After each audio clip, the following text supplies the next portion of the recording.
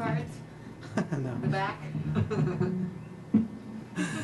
Well, hello again. It's me, Darius. I decided to make you guys a new video for this application. Instead of just telling you about my life, I thought, hey, why not show you about my life? And so without further ado, get some popcorn and a drink, and get ready for the show!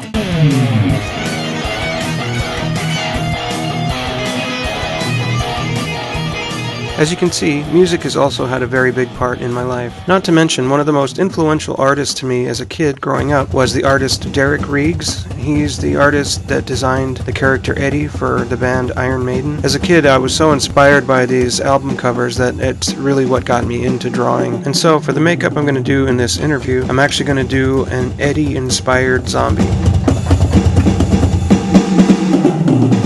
Okay, now I'm going to move on to showing you some of my artwork and tell you a little bit more about myself. But after the narration is done, the music that you hear playing in the background is actually me singing. I'm a singer as well. Well, I'll start by saying that I am from Hawaii. I was born and raised here. I did move to California for about 10 years, working for different studios out there. And I've gone back and forth over the years a few times, but now I found myself back here in Hawaii, where I live now. Yeah, you know, I didn't really start off trying to be an effects artist or makeup artist. It just kind of developed its way into that. Yeah, you know, I started off with art, just drawing as a kid, like, you know, most kids do. I just never gave up on it. And so I've never had any kind of formal training or schooling or anything like that, and just hours and hours and hours and hours of practice.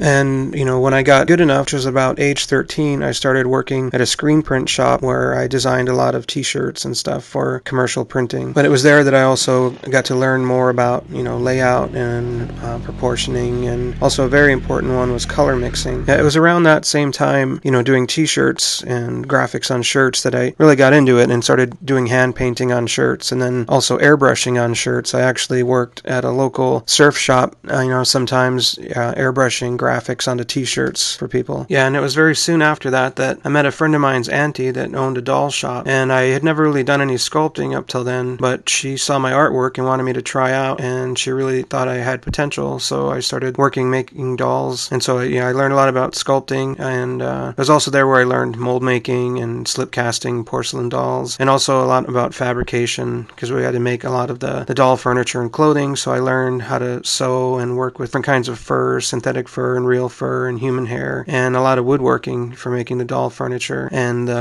rockers for some of the rocking bears that I also made for that company. And making the dolls actually proved to be the most influential thing of me getting into building creatures and makeups, because not only was I, you know, learning sculpting and how to turn my drawings into characters, but I used to go to the doll shows that we would attend around the U.S., you know, selling these dolls, and I met somebody that said they worked at a movie studio, and that if I was ever in, you know, the Bay Area, that I should stop by and drop a resume off. And it just so happens that the doll company ended up moving to the Bay Area, so I went ahead and dropped off my resume. So I started working at ILM. I was hired into the creature shop, and I was an assistant sculptor, mold maker, and I learned a lot about different kinds of molds, multi-piece molds, multi-layer molds, how to reinforce molds, how to do giant sculpture, and just how to change mixing times for different stone and the speed that they set up and stuff like that. And also about like pouring composites, and we did a giant life-size mechanical bull for a Merrill Lynch commercial.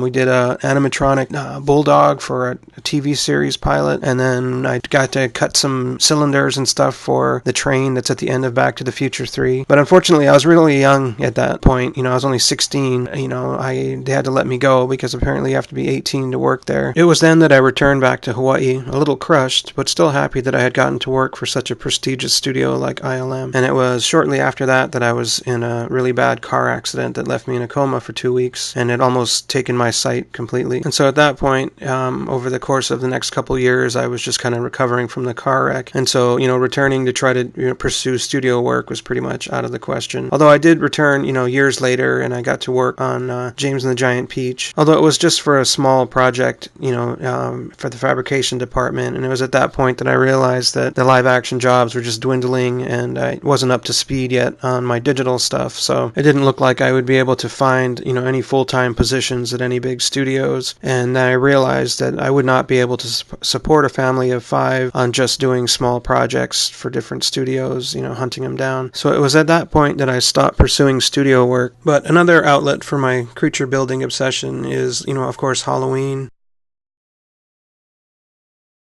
Also, we have costume parties a lot, so that's proving to be another fun outlet for building makeups and creatures. And I'd also enjoy, helping friends or people I meet that are working on small little film projects. I actually designed a bunch of creatures and weapons and vehicles for a friend's feature-length animated movie, and I actually did some animation on the movie as well. And it was after working on that animated movie that I, kind of realized, wow, I could start up my own studio. And so, 10 years ago, I had the idea of starting up my own full-service, studio. So the last 4 years, I've actually put that in motion and started making my first tester movie, and it's called A Hunter's Nightmare. And I've handled all aspects of the production. I wrote the story, wrote the screenplay, I drew a few hundred storyboards, did all the conceptual design work for all the creatures, and then built the live action and digital creatures.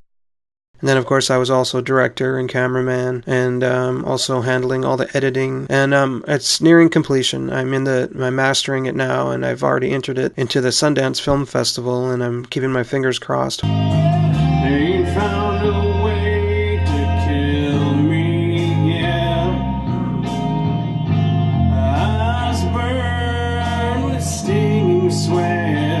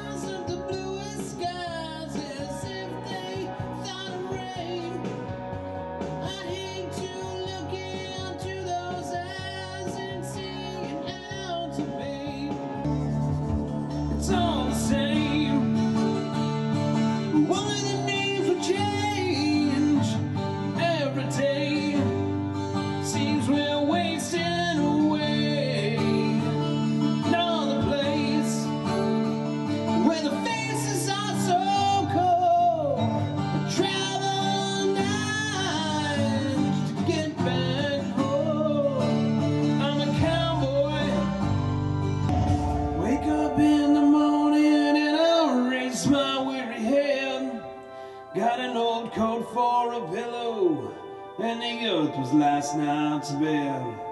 I don't know where I'm going, only God knows where I've been.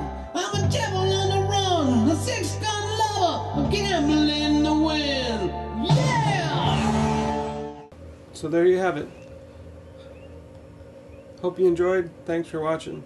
I'm gonna rock your face off.